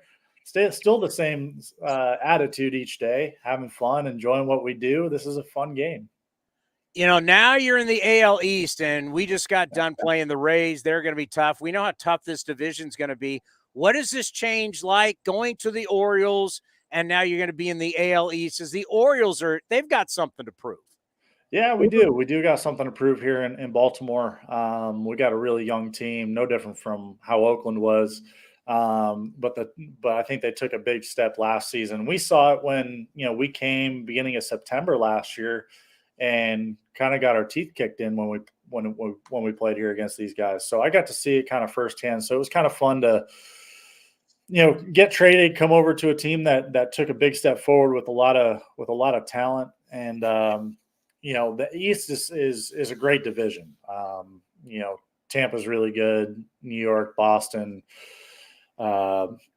Toronto. Everyone seems to get better in this division. But it's funny because the big leagues is the big leagues. I think there's just as many good teams in the AL West as there is the AL East. The strength of schedule is going to be a little bit easier, I think, on team travel across the whole league. So I think that's going to play a huge part in a lot of teams that are fighting for a wild card this year. But I think all in all, being able to pitch against the Angels, the Astros, I think I made 6 starts against them last year. I never scored against them. Yeah. So I think the talent is, you have to be able to perform and pitch in the big leagues to stay in the big leagues. And so my last 2 starts have been against AL East opponents, and they've put some good, at bats together to keep me getting into the 5th or 6th inning. So, I'm learning a little bit about, what it takes to pitch in this division. And that's just the learning curves of moving around is every division is going to be a little different. The opponents, that you don't typically face, week in and week out are going to be a little bit, there's going to be a learning curve. So I think I'm going through that learning curve. I'm figuring out what it takes to pitch in this division. And I got a little bit of a wake up call these past 2 starts. All right, before we let you go, we know you got to get out of here, but this Adley Rushman kid is something special. He's already off to just a terrific start. We know the year he had last year. You've gotten to know him now, spring training, played with him for a couple of weeks. Just how good is he? He's great. He's every bit of the word professional that you can get. He does his homework. He's an incredible player, but I think more importantly, what I've been most impressed with is just the type of person he is. You would think that a kid with his talent and ability on the field, there would be a little bit more of like a confidence or overconfidence on the field, but no, or off the field. And he's every bit of a down to earth human being you could get. I tried starting a little bit of some, tension for Oregon stuff. and I felt bad because he's such a nice guy. And I really enjoy, I just really enjoy being around him, talking with him. And he's a great teammate. So, we'll definitely come football season. We'll definitely have some conversations about some football. But yeah, it's so far it's been great to throw to him. He's extremely confident and smart behind the dish, and he really knows what he's doing. And it helps to have James McCann by his side too, who's a really equally great person and incredible professional. Yeah, we both know you Oregon people really look down on Oregon State. Let's be honest. I know. We kind of have to. That's just in the language at Oregon. Hey, speaking for the fans and speaking for myself, you were so good to us here on A's Cast and A's Cast Live. We miss you to death. It was just heartbreaking when we heard you got traded. There might be times we're just going to have to call you up later in the season to get a Pac-12 preview of what's going on in college football. We're going to miss we miss seeing you. We're going to miss talking to you every day. I know. I'm going to miss talking to you guys too. We'll definitely have to do a Pac-12 preview for football season. Put me down on the calendar for that. I'm in. I'll do some homework. I'll come in with some stats this time around and see what we can come up with and have some fun with it. But No, thanks for having me. Thanks for always, you guys being good to me and always speaking highly. And just to the fans, I really appreciate everything that you guys did and just gave me the confidence to be a big leaguer. Let me go through my ebbs and flows of pitching, and I had some not so good starts and had some really good starts, but there was a lot of pride that I took wearing green and gold and the number 19 for Oakland, and it's something that I will always carry with me. So I'm excited to get back to Oakland and see some fans and see some people that I got to interact with day to day. And but thank you for everything. I really enjoyed my time. Yeah, you're a class act, and you'll always be an A, and we'll always remember you as a great A, and we're always going to be rooting for you. Be well, and we'll talk soon. Sounds good, Chris. Good talking to you. Cole Irvin, man. Love that guy. Love that guy. God, it pained me when I heard he got traded. I was, and we still haven't even figured out how to say the guy's name. He was traded. Hernandez. yeah, Hernandez. Is it Hernandez? Hernandez. I know he's in Double-A. I saw he had a good game the other day, and I'm rooting for that guy. But man, trade Cole hurt. Let me explain why. As you can tell from that interview, we had a great relationship with Cole. But also, let me bring this up. In recent A's history, how many guys have started 30 times in 2 straight years? I'll wait for it. I'm going to go. I'll wait for it. I'm going to go with not many. If I had to pick any over the last, I'll give you anybody. I mean, how far back are we going? Not Dave Stewart and Bob Welch. Tim Hudson. Not the big 3. That's too far. Okay. That's almost old school baseball now. I almost said Barty, but he had the suspension, so I'm going to throw him out. Not Brandon McCarthy got hurt. I'm going to say not Sonny. 30 starts, 2 straight years. How many? I can't even guess it. Name me a guy. I can look it up. I can't think of anybody. Who's a long tenured A? Chris Bassett. Now, and it's going to be not fair to, especially for a guy like Chris Bassett because of the COVID year. Yeah. I'll look up Bassett right now. Chris Bassett only did 30 starts 1 time. Now, once again, and he got hurt too. That's got to think. But still, he didn't do it. Not Chris Bassett. Mania got to 32, and then he had 28 and 29. Never got it. All Checo, Sonny Gray. I would bet no way. I bet he never even made 30 as much as we babied him. Sonny Gray made 30. Sonny Gray would be it. 2014, 2015, he made 33 and 31. I was going to say Bartolo Colon, but he went 24 and 30. So he didn't make that one. I mean, I don't know about you, but 2015, 2014 is now a long time ago. Look, not even Dallas Braden. Where the hell were you in 2015, 2014? I was at the game. Where were you? I was married. First time. You weren't even, were you even?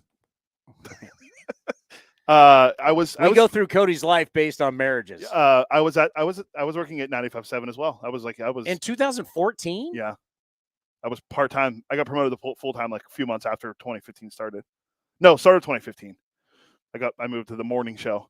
You weren't even there in 2014. No, I was just part-time. You were part-time. Yeah, that's how long ago it was. I started in 13. Yeah, yeah. I mean, my career barely started.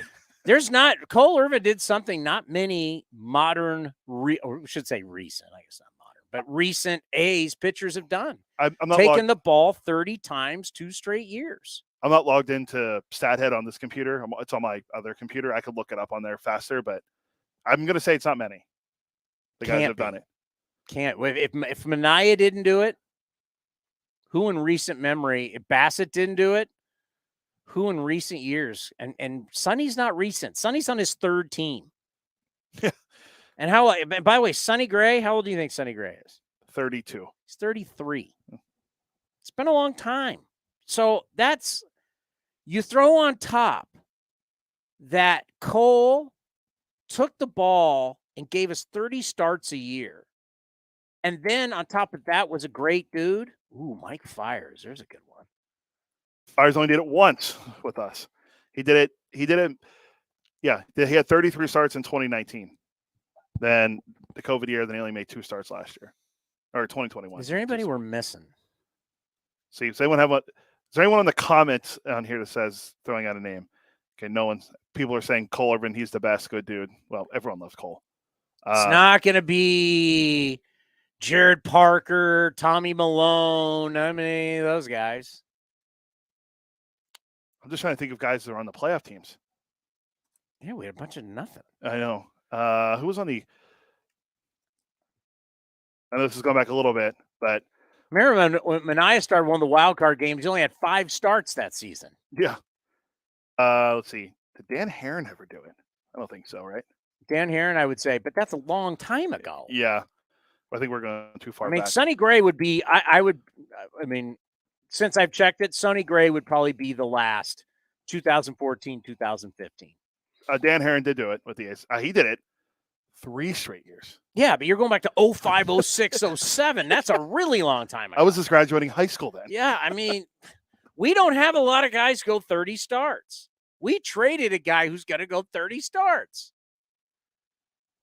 I mean, that was one I can tell you inside the organization. I don't like to do it a ton, but I can go inside.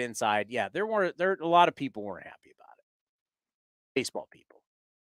Well, I should say field people. Because you knew you had a starter every 5 days.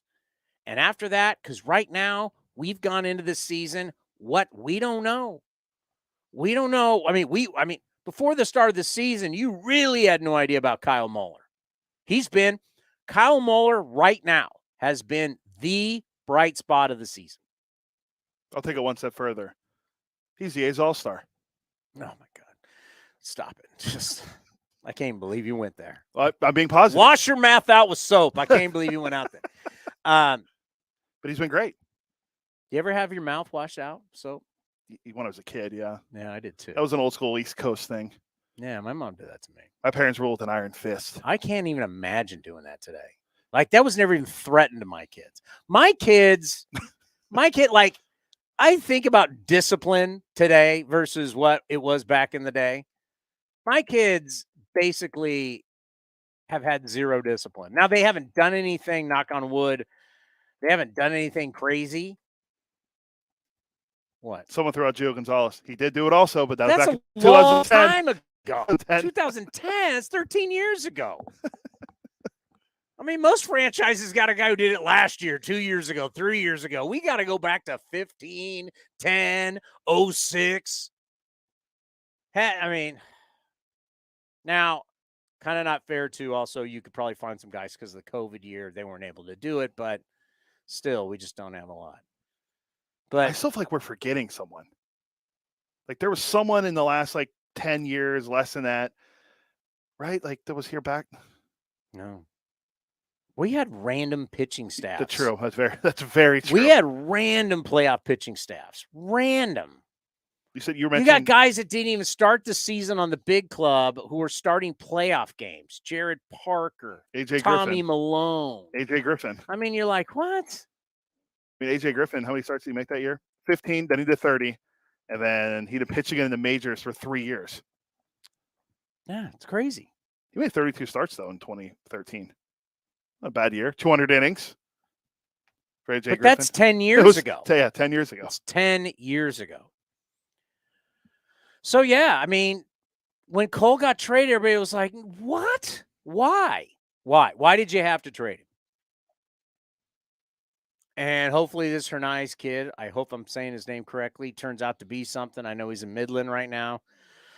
He wasn't one of Baltimore's top prospects, but that doesn't matter. It's like, how do you view him?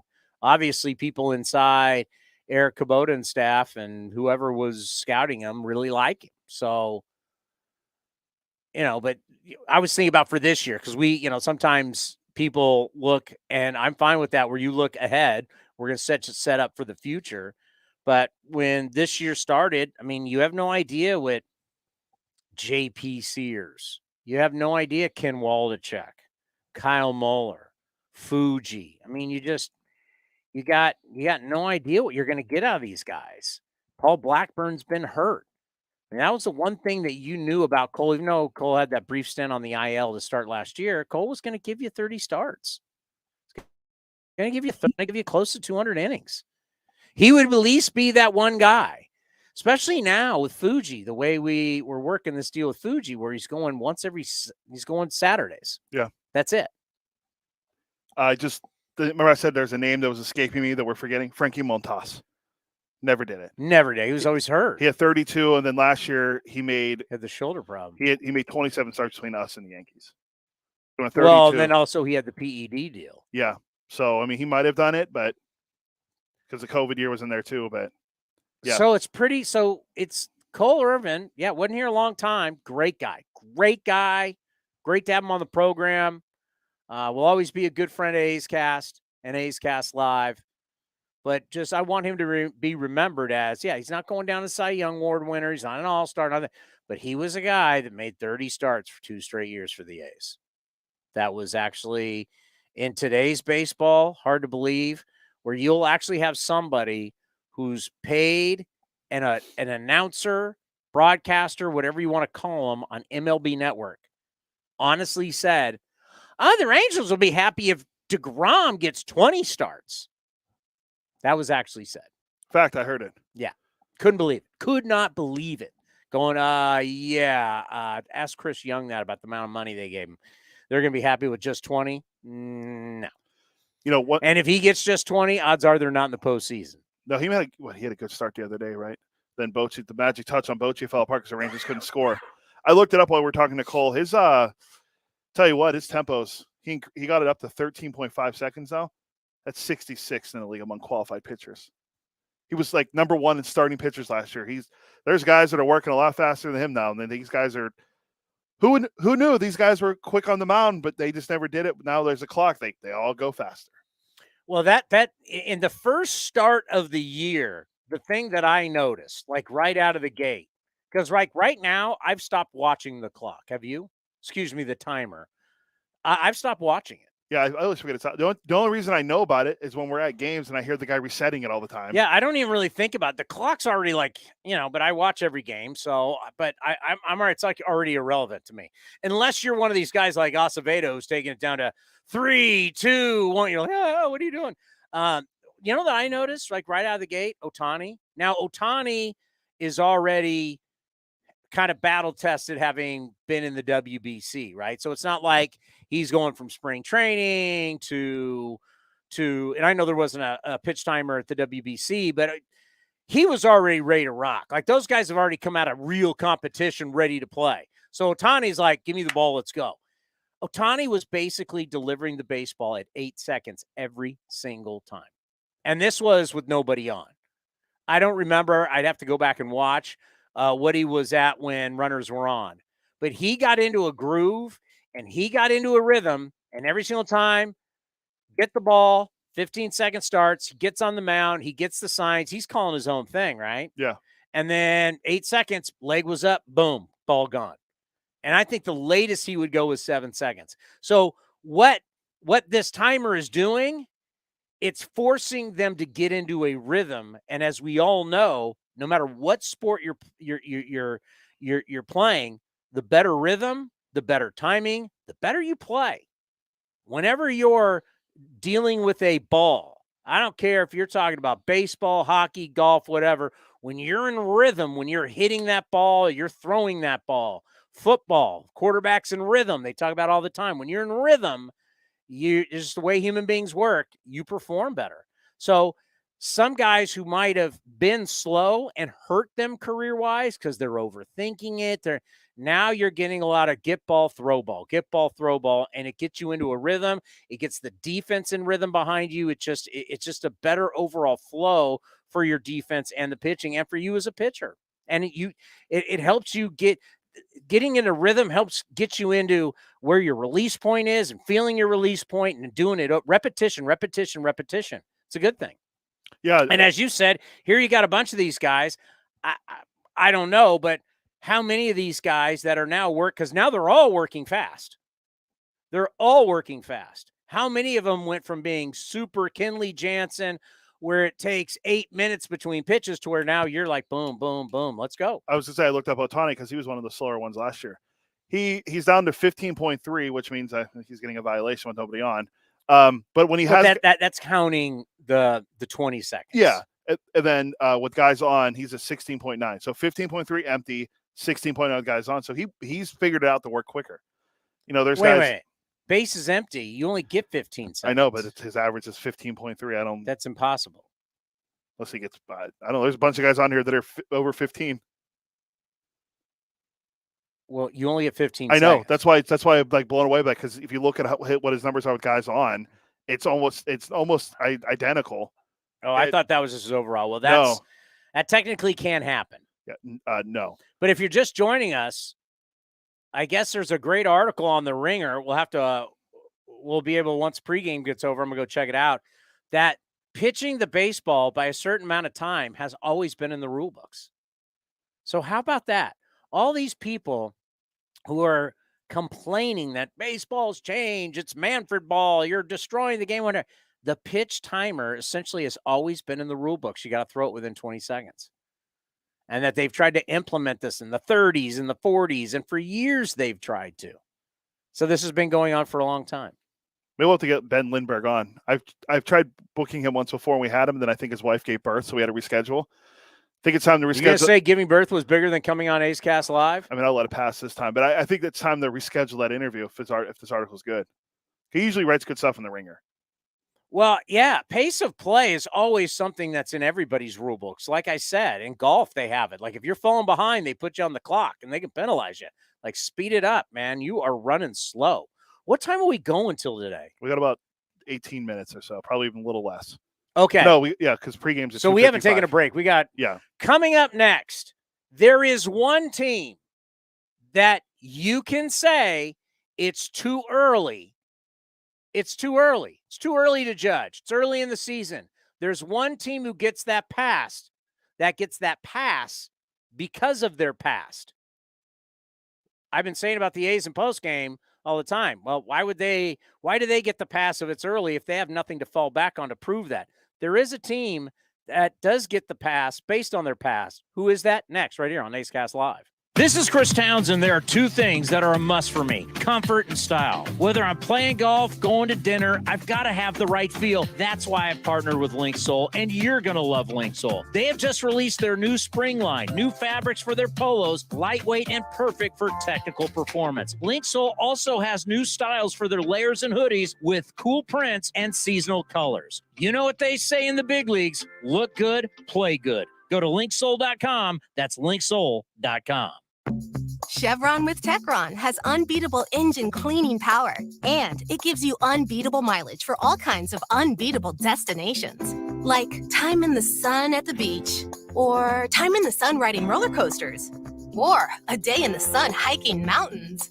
Well, probably just one mountain would be enough for a day, but hiking a mountain is still an unbeatable choice for how to spend time. Download the Chevron app now to get unbeatable mileage at locations near you. If you're looking for a new mattress, Nest Bedding has you covered. Sleep on the same mattress Hall of Famer Ricky Henderson sleeps on. Nest Bedding is the #1 brand of online mattresses and the Bay Area's favorite mattress store. Take home the Easy Breather pillow.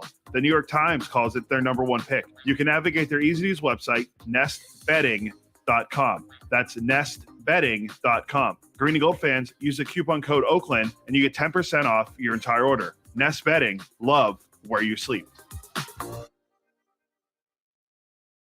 Thanks to the Xfinity 10G network, my little brother's friends won't leave our house. When I was their age, internet with basically no interruptions was a pipe dream. You sound like my grandpa. Now through April 23rd, new customers can get 200 megabit Xfinity internet during our limited time Xfinity 10G network launch celebration for just $25 a month for 2 years. Go to Xfinity.com/10G, call 1-800-XFINITY, or visit a store today. Requires paperless billing and autopay with stored bank account. Restrictions apply. Taxes and fees extra. After promo, regular rates apply to internet service and devices. Actual speeds vary. Hey, Billy, this deck is great for getting everyone together. Thanks. We're really enjoying the outdoor space, especially on a day like today. What's the material? Humboldt Redwood from Ashby Lumber. They gave us a great deal, provided us with a quick quote, and we couldn't be happier. We even found a great contractor through their online contractor directory. Don't miss a day outdoors. Visit Ashby Lumber in Berkeley or Concord to see our stock of naturally strong, naturally beautiful Humboldt Redwood. Find out more at ashbylumber.com for all your building needs. Ashby Lumber.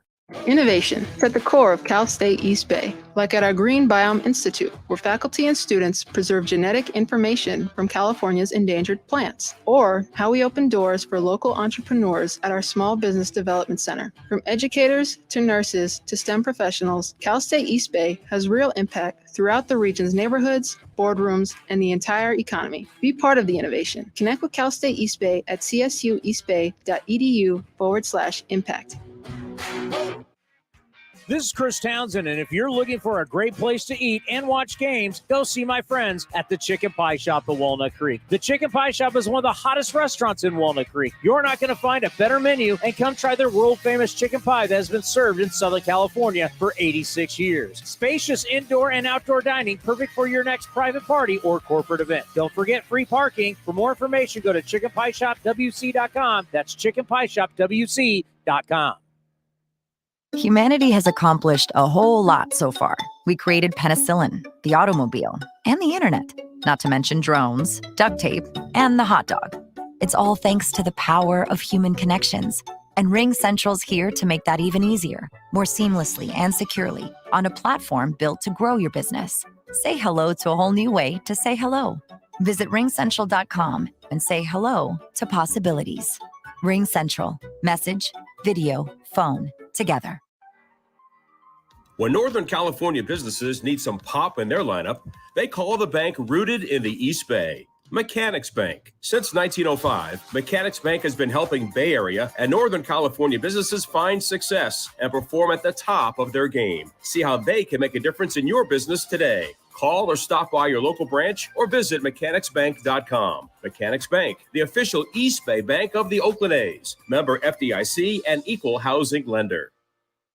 Spring is here and summer is right around the corner, which means two things: golf and special events. Hi, Vince Cotroneo for Cinnabar Hills Golf Club in San Jose. First, enjoy the best of Bay Area golf with 27 holes of championship caliber play. Then you'll agree it's the best place to play in Silicon Valley. And two, with its award-winning venue, let Cinnabar Hills cater your upcoming special occasion, including weddings. Enjoy all that Cinnabar Hills has to offer: great golf, food, and incredible views of the Bay Area. Learn more at CinnabarHills.com. That's CinnabarHills.com. Unlock offers and receive exclusive in-game features by downloading the MLB Ballpark app for iPhone and Android today. Plus, get the latest information on game times, schedules, and more. Streaming from the town, A's Cast Live continues with Chris Townsend. All right, I'm just filling out the Bible here, the old scorebook, and looking at the standings. I mean, think about it. If you're in the East, and with Baltimore starting out, as Tampa starting out at 9-0, Baltimore already 5 back, Boston 4 back. I mean, New York and Toronto, it's not like they've had bad starts. New York is 6-3, Toronto's 6-4. They find themselves 3 and 3.5 games back already, with Tampa being 9-0. And Tampa's playing Boston, right? Starting today. Yeah, it's a big series. Boston loses, they could be 5 back already. It's yes, things normally even out, but sometimes they don't. If you remember, the 1984 Detroit Tigers started the season out 35-5. It's pretty good. Do you think anybody else had a shot? No. They were gone, and no one ever caught them. Wasn't even close. All right, so let's pay off your teas real quick. And let me start it off because we like to do a little overreactions. The Houston Astros are 4-6, and they're heading to play the Pirates, who are 6-3 today. Are you saying it's Overreaction Monday? Yeah. Overreaction or not? You got to come up with a sounder. We got to come up. Oh my God, the sky is falling. Overreaction or not? The Astros are in trouble. Or maybe you could right now put up a dumpster on fire. That's one of my favorites. The dumpster fire. The best one ever is the dumpster on fire coming down like some. Oh yeah. It's like a river in a street. Obviously there's flooding, but it's a dumpster fire. It's the best. I love sending that all the time. The one I've been sending lately is the can you put that up on the screen? Let me see if I'm able to. Yeah, it's the dumpster coming down. Obviously it's a flood. It's the one with the woman with the cup of coffee and there's fire going on underneath her. Everything is fine. Oh yeah, there's a lot of let me. Oh, this is on the fly. This is almost like what we did. You can do this. This will be great. Let me see. Certain teams feel this way, and sometimes it ends up this way. I don't know if. Yeah, I don't think I can do it. But I need more. I would need more time. You can say, yeah, you need that long term because we're going to be bringing the dumpster fire. You can say that the Houston Astros can clearly get off to a bad start and go, Aaron Rodgers, relax. Got a long season to go here. Everything's fine. Don't panic. Whatever you do, don't panic. A lot of teams can't do that because, I say this all the time. You'll hear me say this on the Clubhouse show. People who say it's early are making excuses and they don't really want to do an analysis, right? Because the analysis is going to be negative. They don't want to be negative. So they go, relax, it's early. Someone told me recently, relax, it's early on the A's run differential. I was told that last Wednesday. A's run differential now is a historic minus 45.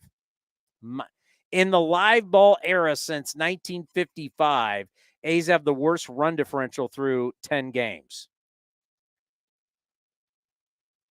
I would say that I was told not long ago, it's early. No, it's not early. Yeah, it's early for this one team. It's early for this team, the Astros. In 2021, the Astros lost 10 of their first 17. Panic, right? No, they came back and won 95 games on the way to winning the pennant and going to the World Series. 2022, that was last year. The team lost 9 of its first 16. Are you panicking? You mean they weren't? You better be panicking. No, they went on to win 106 games and won the World Series. I think they're okay. So if you're doing Astros Live or Astros Cast or Astros Post Game, Astros Talk, and some guy calls in, hey, I'm from Sugarland, Tech. Why am I going into my New York accent? Sugarland, that's our AAA team, by the way. Sugarland, which is not the Sugarland Skeeters, Sugarland, Texas, not far out from Houston. Y'all too worried about my Astros? Yeah, y'all too worried because y'all got a track record to come back and be okay. They have every right to say it's early because they've earned that right to say it's early. I agree. The Orioles, you have not earned that right to say it's early. Nope. The A's, certainly. And the thing with the A's, it's not only just not this team, it's the fact that these guys have never played together. You have a bunch of human beings that you've thrown together on a team who are still learning each other. They're learning how to play. So it's just not, it's not like we're looking at what this team did last year. This is a brand new team, basically, all these guys. You take now Seth Brown off the roster. You've got one guy in the lineup right now who is, well, you have 2 guys in the lineup who were actually here at the start of the year last year. Kevin Smith counts. And Kemp. Yeah. So you can't say Ramon. He was suspended. So let's take Smith out because obviously he was here for a cup of coffee. Really, there's one guy who was on this team last year for the entire year in the lineup today. Starting pitcher wasn't either. So, I mean, just think about that. Tony Kemp is the only guy. So how could we honestly say, don't worry about this group, they're fine? What data, evidence, whatever, do I have to base that on? You don't. Yeah. That's why this series right here, because I can, like I started the show, you just got to forget about what happened over the weekend. I mean, you get on that plane, go to Baltimore, and just, whatever you got to do, reset the computer. It doesn't matter. It's over, right? It's over. It doesn't matter. It's now what you do. But this 4-game set here, as you have 2 teams in the same spot. last place. They're going to claim it's early. What you look like after this series is it's gonna be telling, right? Because if you're Baltimore and you lose 3 out of 4 and Tampa keeps winning, you could be literally 8-9 games out of first place by the end of this series if Tampa keeps winning. And I would bet that if we go through the history of baseball, if you're down close to double digits in the first month, you probably didn't come back and go to the playoffs. That was another overreaction I have for you real quick. Overreaction or not, the Rays will break the 116 Mariner win season total. Oh, that is not an over. Yes. They won 100 games. Their franchise high is 100 back in 2021. But they're really good. I mean, they've been to the playoffs 4 straight years, right? Yes. They won the division. Yeah, 4 straight years. Went to the World Series in the COVID year. Yeah. They've been to the playoffs 4 straight years. And as Paul Hembekides told us, I mean, technically they're a well-oiled machine. They're winning, and I know we would think it doesn't matter, but they're winning in the minor league system. For the last 5 years, they've had the best record. Right? So their minor leaguers win, their big leaguers win. It's just a factory of winning and good players. Because we can't say that's overrated, because how much did we talk about Chapman, Olsen, Pender, all these guys learning to win in the minor leagues and then coming to the big leagues together? That was the Dodger and the Oriole way back in the day. You establish it in the minor leagues, and then even Grady Fuson talked about that with Vince Cotroneo about we teach these guys how to play like Oakland A's. So that's what Tampa's doing. They're able to let guys go and trade guys and do whatever because they got new guys coming who are winners, who know how to play their way, their style, which everybody's style. I mean, unless you're just hitting home runs, you got to learn how to play baseball. Yeah. That's it? Yeah, we got to go. Play a couple more. Got to get our sponsors in. That's true. Ace Total Access. Link Soul. Show them. Look how nice this is. Yeah. Can you see it? There you go. It's got the hoodie. I mean, it says it right here. Are you kidding me? You could be going to the beach. You could be going out to dinner. You could be going to happy hour, an A's game, because we live in the Bay Area, right? If you live near the Bay, if you're not out like in Livermore where it's hotter than you know what, you're living, close to the Bay. It gets cool at night. San Francisco, you're freezing. So it's perfect for it. I mean, it's a little warm in San Jose today for it, but we're powering through. Go to linksoul.com. Coming up next, A's Total Access. We'll get you ready for game 1 between the Athletics and the Orioles. Who are we going to hear from in the pregame show? Eno Sarris. You're going to hear from the great Eno Sarris in the pregame, and I believe I'll lead it off today with Vince Cotroneo. All coming up next. Thank you for watching A's Cast Live. We'll see you tomorrow at 1 o'clock. This is Chris Townsend. There are 2 things that are a must for me: comfort and style. Whether I'm playing golf, going to dinner, I've got to have the right feel. That's why I've partnered with Link.